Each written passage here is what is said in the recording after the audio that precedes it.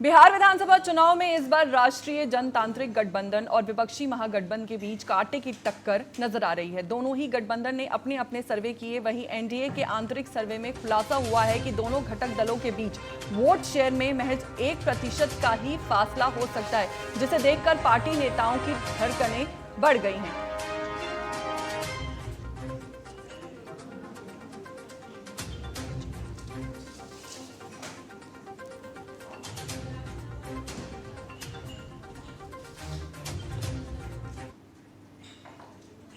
बिहार विधानसभा में सीट बंटवारे को लेकर नए नए विवाद सामने आ रहे हैं। बिहार विधानसभा चुनाव 2025 में सीट बंटवारे को लेकर सियासी हलचल तेज हो गई है। आरजेडी ने सीट शेयरिंग के ऐलान से पहले ही 14 नेताओं को पार्टी सिंबल दे दिया था, लेकिन तेजस्वी यादव के दिल्ली से वापस पटना लौटते ही हाई वोल्टेज ड्रामा देखने को मिला।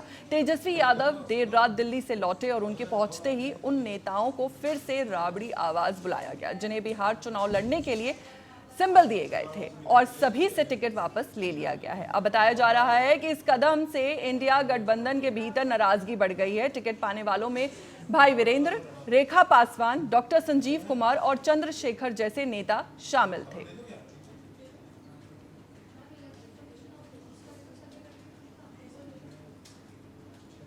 इसी खबर पर हम जुड़ेंगे फिर से अमित कुमार जी के साथ। अमित जी, इस सीट बंटवारे के फैसले से इंडिया गठबंधन के अंदर नाराजगी क्यों बढ़ गई है? साथ ही टिकट पाने वाले नेताओं में भाई वीरेंद्र, रेखा पासवान और डॉक्टर संजीव कुमार शामिल है, तो क्या उनके लिए आगे की रणनीति तय हो गई है? देखिए फौजिया, सभी पार्टियों ने अपने अपने जिनको टिकट देना है लगभग उम्मीदवारों की सूची फाइनल कर ली, और टीएनपी न्यूज भी लगातार कई दिनों से दिखा रहा है अपने सूचियों को, संभावित उम्मीदवारों की। और टीएनपी न्यूज ने यह भी बताया था कि किनके टिकट कट सकते हैं, और उन लोगों का इस्तीफा भी इस बात का संकेत है कि जो है कि किस किस के जो है टिकट कटे, और उनमें से कईयों के टिकट कट भी गए। दूसरी बात ये भी है फौजिया कि कोई भी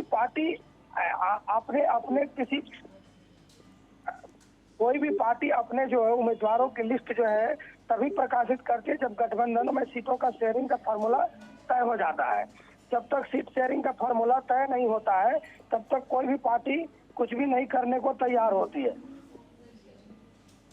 जी अमित जी, तो ऐसे में ये कहना कि इनके लिए देखिए भाई वीरेंद्र हो गए, रेखा पासवान हो गई, ये सब वो कैंडिडेट है जिनका टिकट मिलना हमेशा तय था पहले से ही।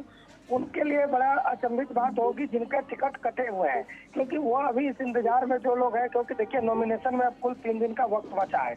आज 14 तारीख हो गई, 15, 16, 17, 3, 17 को आखिरी तारीख है पहले फेज के नॉमिनेशन करने की। ऐसे में आगे 2 दिन की छुट्टी भी है, तो ऐसे में ये बड़ा देर हो रही है कि किस पर सिंबल मिले, जाकर के वहाँ पे कैंडिडेट अपना नॉमिनेशन फाइल करे। हालांकि जैसे कि कुछ लोगों का खबर है कि आज कुछ लोग नॉमिनेशन करेंगे जिन लोगों को सिंबल मिल चुका है पार्टी से, लेकिन बहुत सारे ऐसे लोग हैं जो पहले पेज के उम्मीदवार हैं जिनका लिस्ट में नाम है, कंफर्म भी है, मगर उनको सिंबल नहीं मिला है, क्योंकि अभी गठबंधन में गांठें पड़ी हुई है और सभी कुछ कंफर्म नहीं हो रहा है। ऐसे में कौन से उम्मीदवार को किस साथी को कौन सी सीट पर चुनाव लड़ना ये तय नहीं हो रहा है। इसी कारण दोनों गठबंधन में उम्मीदवारों की अभी तक घोषणा नहीं हो पाई है फौजिया। जी अमित जी, इसी खबर पर हमारे साथ संवाददाता चंदन भी है। चंदन, आपसे ये जानना चाहूंगी कि आरजेडी ने 14 नेताओं को सिंबल दिया और फिर अचानक उनसे ले लिया, तो क्या ये गठबंधन में दरार पैदा कर सकता है?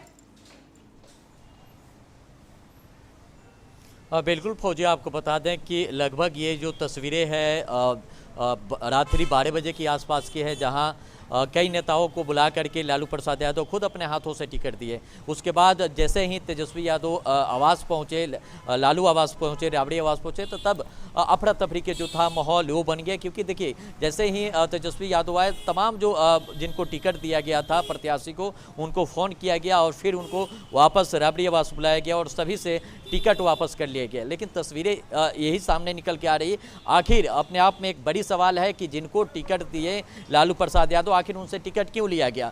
लेकिन जो अंदर के खबरें जिस तरह से निकल के आ रही थी कि देखिए महागठबंधन में कुछ ठीक ठाक नहीं चल रहा था, क्योंकि देखिए अभी सीट शेयरिंग को लेकर के फाइनल तस्वीरें सामने नहीं आई थी। उधर राहुल गांधी से मिलने गए थे तेजस्वी यादव, पूरी तरह से उन्होंने इनकार कर दिया, आधे मीटिंग से उठकर चले आए। तो कहीं ना कहीं एक कहा जा सकता है कि देखिए अभी महागठबंधन में कुछ ठीक ठाक नहीं चल रहा है। लेकिन खबरें ये भी निकल के आ रही कि देखिए नीतीश कुमार से कहा जा रहा है कि तेजस्वी यादव की बातचीत चल रही है।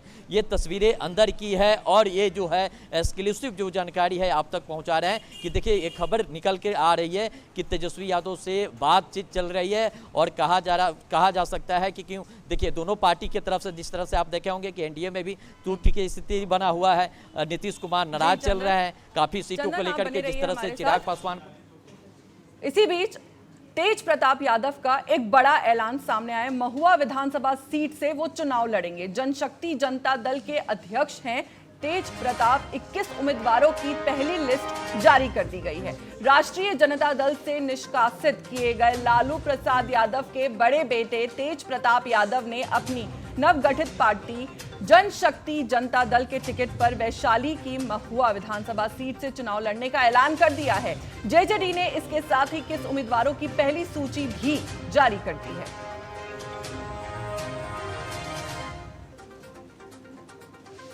आपको बता दें कि जनशक्ति जनता पार्टी के अध्यक्ष हैं तेज प्रताप यादव। उनका बड़ा ऐलान सामने आया है, महुआ विधानसभा सीट से चुनाव लड़ेंगे।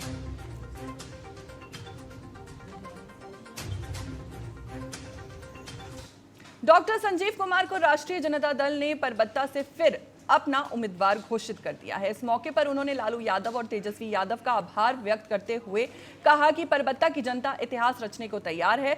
डॉक्टर संजीव कुमार आज अपना नामांकन दाखिल करेंगे। गोगरी जमालपुर में क्षेत्रवासियों से अधिक संख्या में शामिल होने की अपील भी की है। मैं डॉक्टर संजीव कुमार, विधायक परबत्ता, आप सभी को 14 अक्टूबर को दिन के 11 बजे गोगरी अनुमंडल में आमंत्रित कर रहा हूं। दिन के 11 बजे मेरा नामांकन महागठबंधन समर्थित राष्ट्रीय जनता दल प्रत्याशी के रूप में होने जा रहा है।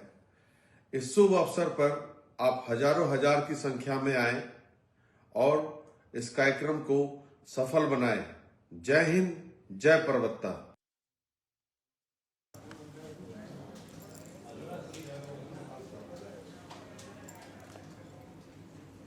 बिहार के कैमूर जिले में विधानसभा चुनाव से पहले सुरक्षा बढ़ा दी गई है। यूपी बॉर्डर पर कर्मनासा चेकपोस्ट पर मजिस्ट्रेट, सीएपीएफ और पुलिस मिलकर गाड़ियों की जांच कर रहे हैं। ये जांच अभियान पिछले 24 घंटे से चल रही है और आगे भी जारी रहेगी।